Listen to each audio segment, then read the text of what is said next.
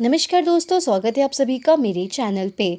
आज हम पढ़ेंगे हिस्ट्री का लेसन नंबर 11 जिसका नाम है इमारतें, चित्र तथा किताबें। ये क्लास 6 का हिस्ट्री का लास्ट चैप्टर है। ओके, तो पहला पॉइंट है, भारत अत्यंत विकसित किस्म के लोहे का निर्माण करता था। खोटा लोहा, पिटवा लोहा, ढलवा लोहा, ये 3 प्रकार के लोहे हैं जिसका निर्माण भारत करता था। नेक्स्ट पॉइंट है, मेहरौली कहाँ है? दिल्ली में। वहाँ पे कुतुब मीनार के परिसर में खड़ा लौह स्तंभ का निर्माण लगभग 1500 साल पहले हुआ था। इसकी ऊंचाई 7.2 मीटर और वजन 3 टन से भी ज़्यादा है। इसके बनने के समय की जानकारी हमें इस पर खुदे अभिलेख से मिलती है। इसमें चंद्र नाम के एक शासक का जिक्र है जो संभवतः गुप्त वंश के थे। इतने वर्षों के बाद भी इसमें जंग नहीं लगा है। नेक्स्ट है, स्तूपों का शाब्दिक अर्थ टीला होता है। सभी स्तूपों में एक समानता है कि प्रायः सभी स्तूपों के भीतर एक छोटा सा डिब्बा रखा रहता है। इन डिब्बों में बुद्ध या उनके अनुयायियों मतलब होते हैं फॉलोवर्स के शरीर के अवशेष जैसे कि दांत, हड्डी या राख या फिर उनके द्वारा प्रयुक्त कोई भी चीज़ या कोई कीमती पत्थर अथवा सिक्के रखे रहते हैं। इसे धातु मंजूषा कहते हैं। ठीक है, यानी कि जो ये टीले होते थे तो इन टीलों के अंदर एक डब्बा रखा रहता था और उस डब्बे में बुद्ध जी से रिलेटेड या फिर उनके अनुयायियों से रिलेटेड कुछ ना कुछ चीज़ें जो भी वो प्रयुक्त करते थे उन चीज़ों को इसके अंदर रखा जाता था और इन्हें धातु मंजूषा कहती हैं। नेक्स्ट है, स्तूपों के चारों ओर परिक्रमा करने के लिए एक वृत्ताकार पथ बना होता था जिसे प्रदक्षिणा पथ कहते हैं। इस रास्ते को रोलिंग से घेर दिया जाता था जिसे वेदिका कहते हैं। फिर है नेक्स्ट पॉइंट हमारा गर्भगृह। तो गर्भगृह का मतलब क्या होता है कि मंदिरों का सबसे महत्वपूर्ण भाग जहां मुख्य देवी या देवता की मूर्ति को रखा जाता था तो उस स्थान को गर्भगृह कहते हैं। नेक्स्ट है, अधिकतर मंदिरों में एक मंडप नाम की जगह होती थी। यह एक सभागार होता था जहां लोग इकट्ठा होते थे। तो याद रखना, अभी गर्भगृह किसे कहते हैं, मंडप किसे कहते थे। ठीक है, नेक्स्ट है, करीब 1800 साल पहले एक प्रसिद्ध तमिल महाकाव्य सिलपदिकारम की रचना इलांगो नामक कवि ने की। इसमें कोवलन नाम के एक व्यापारी की कहानी है।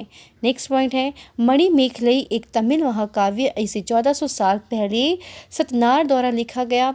इसमें कोवलन तथा माधवी नर्तकी की बेटी की कहानी है। नेक्स्ट है, इस समय पुराण भी लिखे जाने लगे। पुराण का शाब्दिक अर्थ प्राचीन। इसमें विष्णु, शिव, दुर्गा या पार्वती जैसी देवी देवताओं की कहानियां हैं। स्त्रियां तथा शूद्र भी इन्हें सुन सकते थे। नेक्स्ट है, पुराणों और महाभारत दोनों को ही व्यास नाम के ऋषि ने संकलित किया था। संस्कृत रामायण के लेखक वाल्मीकि माने जाते हैं। नेक्स्ट है, गणितज्ञ तथा खगोल शास्त्री आर्यभट्ट ने संस्कृत में आर्यभट्टियम नामक पुस्तक लिखी।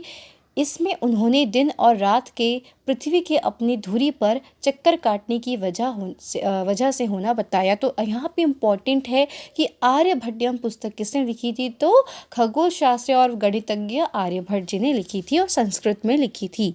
ठीक है, जिसमें इन्होंने बताया था कि पृथ्वी जब अपनी ही जगह पे घूमती है, ठीक है, जिसे आप कहते हैं रोटेशन, तो इसके कारण दिन और रात होते हैं। इसके बारे में उन्होंने इसमें बताया है। नेक्स्ट है, उन्होंने ग्रहण के बारे में भी एक वैज्ञानिक तर्क दिया। उन्होंने वृत्त की परिधि को मापने की भी विधि निकाली।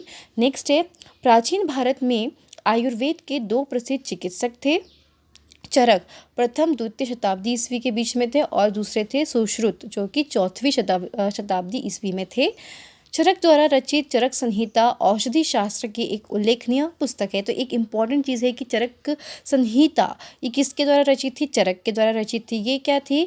ये एक चिकित्सक थे। ठीक है, और जो ये चरक संहिता है वो कैसी पुस्तक है? ये औषधि शास्त्र की पुस्तक है। ठीक है, यानी कि इसमें औषधि से रिलेटेड यानी कि मेडिसिन से रिलेटेड चीज़ें लिखी गई हैं। नेक्स्ट है, अपनी रचना सुश्रुत संहिता में सुश्रुत ने शल्य चिकित्सा की विधियों का विस्तृत वर्णन किया है। नेक्स्ट है, कागज का आविष्कार करीब 1900 साल पहले काई लून नाम के एक व्यक्ति ने चीन में किया था। इसमें देखिए नेक्स्ट है, महत्वपूर्ण तिथियाँ। तो स्तूप निर्माण की शुरुआत कब हुई थी?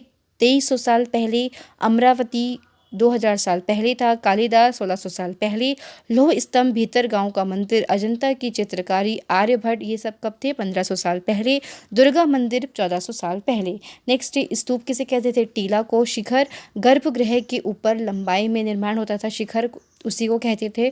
जो गर्भगृह के ऊपर लंबाई में निर्माण जो चीज़ होती थी उसे शिखर कहते हैं। नेक्स्ट है मंडप क्या होता था? मंदिर में लोगों के इकट्ठा होने की जगह। गर्भगृह क्या था? देवी देवताओं की मूर्ति स्थापित करने की जगह। और प्रदक्षिणा पथ क्या था?